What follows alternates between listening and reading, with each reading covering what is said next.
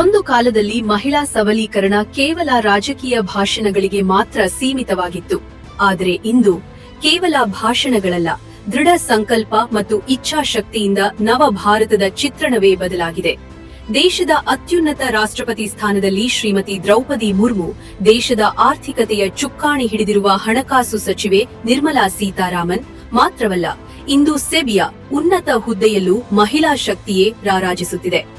ದಶಕಗಳ ಕಾಲ ಕಾಡುತ್ತಿದ್ದ vote bank ರಾಜಕಾರಣವನ್ನು ಬದಿಗಿಟ್ಟು ತ್ರಿವಳಿ ತಲಾಖ್ ರದ್ದುಗೊಳಿಸಿ ಮುಸ್ಲಿಂ ಸಹೋದರಿಯರಿಗೆ ಸ್ವಾಭಿಮಾನದ ಬದುಕು ನೀಡಿದ್ದು ಪ್ರಧಾನಿ ಶ್ರೀ ನರೇಂದ್ರ ಮೋದಿಯವರ ಸರ್ಕಾರ. ದಶಕಗಳಿಂದ ನೆನೆಗುದಿಗೆ ಬಿದ್ದಿದ್ದ ನಾರಿ ಶಕ್ತಿ ವಂದನ್ ಅಧಿನಿಯಮವನ್ನು ಜಾರಿಗೊಳಿಸಿ ಶಾಸನ ಸಭೆಗಳಲ್ಲಿ ಮಹಿಳೆಯರಿಗೆ 33% ಮೀಸಲಾತಿಯ ಹಕ್ಕನ್ನು ಖಾತರಿಪಡಿಸಿದ್ದು ಕೂಡ ಇದೇ ಮೋದಿಯವರ ಸರ್ಕಾರ.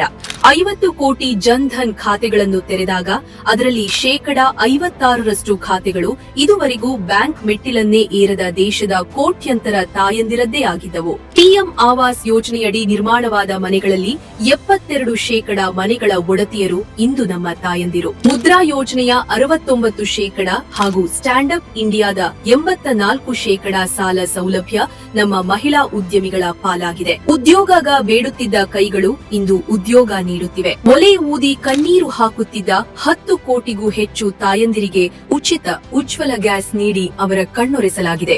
ಮಾತೃತ್ವದ ಹಕ್ಕನ್ನು ಗೌರವಿಸಿ ಹೆರಿಗೆ ರಜೆಯನ್ನು 26 ವಾರಗಳಿಗೆ ಏರಿಸಿದ್ದು ಮೋದಿ ಸರ್ಕಾರ. ಸುರಕ್ಷಿತ್ ಮಾತೃತ್ವ ಅಭಿಯಾನದಡಿ 4.73 ಕೋಟಿ ಗರ್ಭಿಣಿಯರ ಆರೋಗ್ಯವನ್ನು ಕಾಯಲಾಗಿದೆ. ನಮ್ಮ ಹೆಣ್ಣು ಮಕ್ಕಳ ಉಜ್ವಲ ಭವಿಷ್ಯಕ್ಕಾಗಿ 3.2 ಕೋಟಿ ಸುಕನ್ಯಾ ಸಮೃದ್ಧಿ ಖಾತೆಗಳನ್ನು ತೆರೆಯಲಾಗಿದೆ. ಇವೆಲ್ಲವುಗಳ ಫಲವಾಗಿ ಸ್ವಾತಂತ್ರ್ಯಾನಂತರದ ಇತಿಹಾಸದಲ್ಲೇ ಮೊದಲ ಬಾರಿಗೆ ದೇಶದಲ್ಲಿ ಲಿಂಗಾನುಪಾತ 1020ಕ್ಕೆ ಏರಿಕೆಯಾಗಿದೆ. ಸೇನೆಯ 12 ವಿಭಾಗಗಳಲ್ಲಿ ಕಾಯಂ ಅಧಿಕಾರಿಗಳಾಗಿ 3 ಪಡೆಗಳಲ್ಲಿ ಅಗ್ನಿವೀರರಾಗಿ ನಮ್ಮ ಹೆಣ್ಣು ಮಕ್ಕಳು ಗಡಿ ಕಾಯುತ್ತಿದ್ದಾರೆ. ಇಡೀ ವಿಶ್ವದಲ್ಲೇ ಅತಿ ಹೆಚ್ಚು ಅಂದರೆ 43% ಸ್ಟೆಮ್ ವಿಜ್ಞಾನ ಮತ್ತು ತಂತ್ರಜ್ಞಾನ ಪದವೀಧರರು ನಮ್ಮ ಭಾರತದ ಮಹಿಳೆಯರು. ಆದರೆ ದೇಶದ ಈ ಅಭಿವೃದ್ಧಿ ಸಹಿಸದ ವಿರೋಧ ಪಕ್ಷದ ನಾಯಕರು ವಿದೇಶಕ್ಕೆ ಹೋಗಿ ಬಿಜೆಪಿ ಮಹಿಳೆಯರನ್ನು ಕೇವಲ ಅಡುಗೆ ಮನೆಗೆ ಸೀಮಿತಗೊಳಿಸಲು ಬಯಸುತ್ತವೆ ಎಂದು ಸುಳ್ಳು ಪ್ರಚಾರ ಮಾಡುತ್ತಿದ್ದಾರೆ. ಮಹಿಳೆಯರ ಬಗ್ಗೆ ವಿದೇಶದಲ್ಲಿ